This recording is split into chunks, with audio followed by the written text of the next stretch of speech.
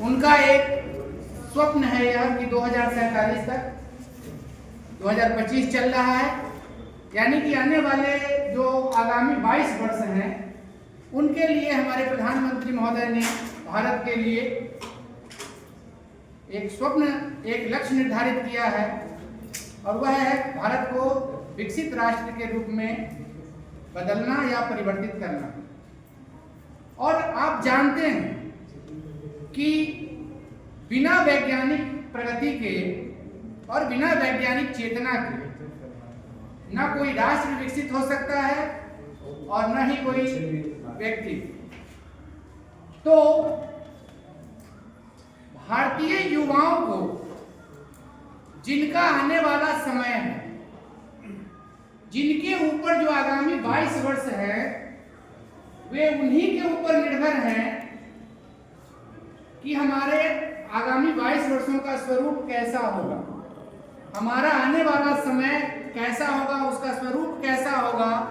आप यकीन मानिए कि यह पूरी तरह से आप लोगों पर निर्भर कर रहा है।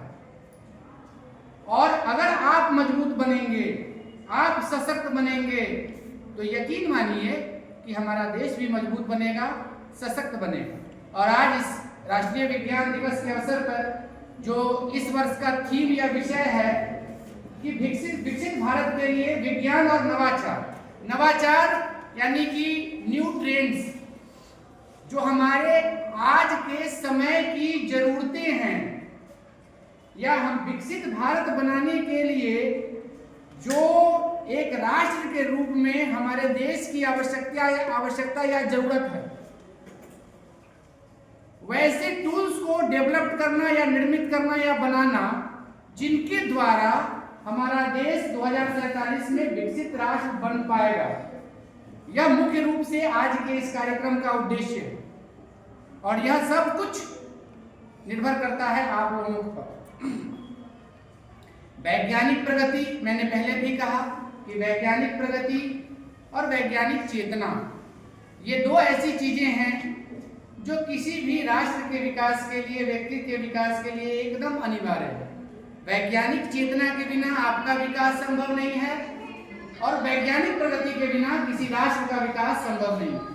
आप देखेंगे कि आने वाली जो भी सांस्कृतिक परिषद समूह में जुड़े हुए हैं, मैंने आप लोगों के बीच ओपेनहाइमर जो मूवी है जिसको बहुत सारे ऑस्कर अवार्ड मिले हैं, मैंने आप लोगों के उस समूह में प्रेषित किया था और आप उसमें देखिए, उसमें दो पंक्तियां आती हैं बहुत महत्वपूर्ण है। एक कि आज का जो युग है यह पूरी तरह से साइंस या टेक्नोलॉजी का युग है, विज्ञान एवं तकनीक का युग है। इसके बिना हमारा आने वाला जो भविष्य है वह कभी भी विकसित नहीं बन सकता है, हम उसकी कल्पना नहीं कर सकते हैं। तो विज्ञान और तकनीकी में प्रगति करनी होगी और वह प्रगति करनी किनको है? आप सबको करनी है। तो आप सब में वैज्ञानिक प्रगति के प्रति रुचि उत्पन्न हो, प्रवृत्ति उत्पन्न हो, आप उस ओर बढ़े, वह आज के इस कार्यक्रम का उद्देश्य है। नॉलेज इज पावर, ज्ञान ही शक्ति है। आप यह मान लीजिए, शक्ति उन्हीं में निहित है जिनमें ज्ञान है। जो शक्तिशाली होगा ज्ञान के माध्यम से, विज्ञान के माध्यम से, वह आने वाले समय में पूरी दुनिया पर शासन करेगा।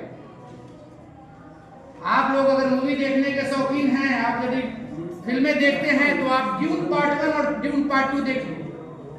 हॉलीवुड की फिल्में हैं ड्यून पार्ट 1 और ड्यून पार्ट 2, और आप जब उस मूवी को देखेंगे तो आप पाएंगे कि वैज्ञानिक प्रगति क्या कर सकता है।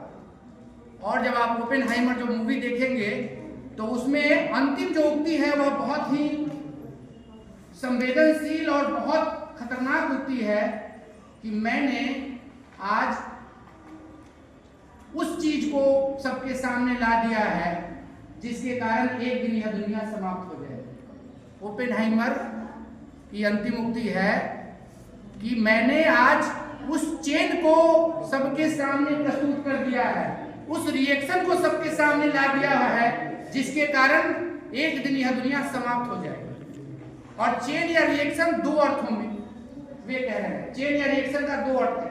एक तो यह कि परमाणु बम ने हाइड्रोजन बम और आने वाले जो उसका जो विध्वंसक उसको उसका मार्ग खोल दिया। और दूसरा, जो परमाणु बम या हाइड्रोजन बम के लिए जो प्रतिस्पर्धा का जो दौर है वह शुरू हो गया वहां से। अब देखिए, सबसे शक्तिशाली मजबूत या सबसे शक्तिशाली राष्ट्र वही होगा आने वाले समय में जिसके पास सबसे शक्तिशाली बम होगा। और वह सब कुछ निर्भर किस पर करता है? साइंस या विज्ञान। तो आप लोगों में वैज्ञानिक चेतना का विकास हो, आप विज्ञान के विद्यार्थी हैं या नहीं है, इससे कहीं से इस आशय का या इस अर्थ का कहीं से संबंध नहीं है, इसका कहीं से संबंध नहीं है कि हम विज्ञान के विद्यार्थी हो तभी हमें वैज्ञानिक चेतना या विज्ञान के प्रति रुचि होगी। आप अगर विचार करेंगे तो आप पाएंगे कि प्रत्येक कला वैज्ञानिक चेतना से युक्त होती है और प्रत्येक विज्ञान में कहीं ना कहीं कला का समावेश होता है। तो विज्ञान और कला की प्रवृत्तियां अलग हैं। ये एक परिवार में एक मां के गर्भ से जन्म लेने वाले दो शिशु हैं जिनके नेचर या जिनके स्वभाव भिन्न होते हैं, अलग होते हैं, जिनकी प्रवृत्ति भिन्न होती है, लेकिन उनका उद्देश्य एक समान होता है। आप देखेंगे, आप देखिए पश्चिम का उदाहरण, वेस्ट, आप पश्चिम का उदाहरण देखेंगे तो आप पाएंगे कि वैसे देशों ने विज्ञान के क्षेत्र में वैज्ञानिक प्रगति अधिक की है जिनमें जो जमीनी धरातल है या जो